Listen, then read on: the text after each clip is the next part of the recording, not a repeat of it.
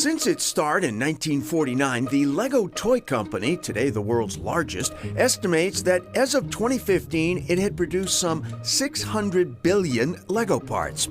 Rhode Island's Andrew Grover has used only a tiny fraction of those. He also has no interest in creating Lego cats or full-size Lego cars. I create models of buildings around Rhode Island. So for me to create models of these things is kind of like my way of appreciating the history and the culture of the area. And why Legos? You can really reach people through Lego. It's super fun, but you can use it to transmit a very serious message at the same time. For Grover, a former high school physics teacher, it's a certain type of building that appeals most, older public ones that rarely capture our imagination, but are nonetheless practical and vital. Your public schools are often very overlooked, important cultural, historical places. You are seeing the history of the town there. You're seeing the waves of immigration. Grover has created dozens of such Lego models. His Lego recreation of the Providence Public Library now sits inside the real one.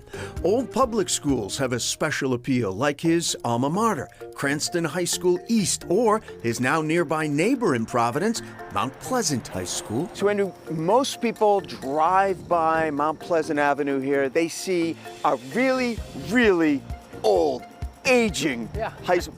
You see what, though? I see a building that has been an important part of Providence history because this has served tens of thousands of people over time. It should be appreciated for that. Grover works from photographs, demanding detail from Legos a sculptor would expect from clay. When I look at a building, believe it or not, the biggest decision I gotta make is what windows I'm gonna use. What makes what you do with Legos a labor of love for you? I love my home. I have very deep roots here in Providence. A lot of people around here talk about like the old country and like where their people were from and such like that. This is my old country. These are love songs to my homeland. It doesn't look like a bike shop, and it's not in the way we usually think of one. We serve the greater Lowell community. We get people on bikes and we keep people on bikes. That's kind of our mission. Wade Rubenstein, a retired tech developer and engineer, is the founder and president of the Bike Connector in Lowell, which began in 2019 in response to what was a big problem here: student absenteeism. The number one reason students weren't getting to school was transportation. They didn't have access to transportation. They do now. In September 2022, the 1,000th bike was distributed. Bikes are available here to anyone, totally free, with one unique condition: the new owner helps fix it up. The first thing you're going to do is... On this day, a nearby scout troop brought in 40 donated bikes, ready to help fix them up for future owners. Put it up on the rack. All the bikes that we distribute to the community are free, but we make sure that the customers that select a bike learn to fix the bike. So we do it together with volunteers. Well, I'm retired and I don't want to get paid. I want to volunteer. For a lot of people in Lowell, I can come and get a bike. You know, they're just amazed. Right here. For fellow volunteers like Paul O'Hara and Jose Hernandez, it's all about the kids. Seeing a kid's face when they actually get a bike that they actually worked on, that's what I like to see. And then it's theirs. And it's theirs. For others, in other circumstances, a safe new bike is theirs without any work or worry. A lot of our customers are recent immigrants to Lowell. They need to get to school, they need to get to work, they need to get to Interviews, shopping. So they'll come in here and we'll set them up with a bike.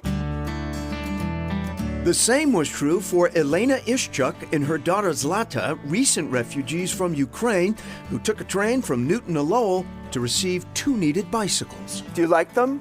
Yeah, very light. Yeah? It's very, very good. It's very comfortable. It's going to be her main form of transportation while she's here in the United States. She was so happy and she was like, oh, the bike is free, that's so beautiful. She goes, we want to give you a gift, which was very cool. Her daughter had crocheted this rabbit, which is now our mascot. As we were leaving, 14-year-old Lowell student Lucas Costa came in, having outgrown the bike he had originally been given, ready to upgrade and, of course, help out in the process. I get that bike for everything. I go to work, I go to school, I walk with my friend. All on your bike?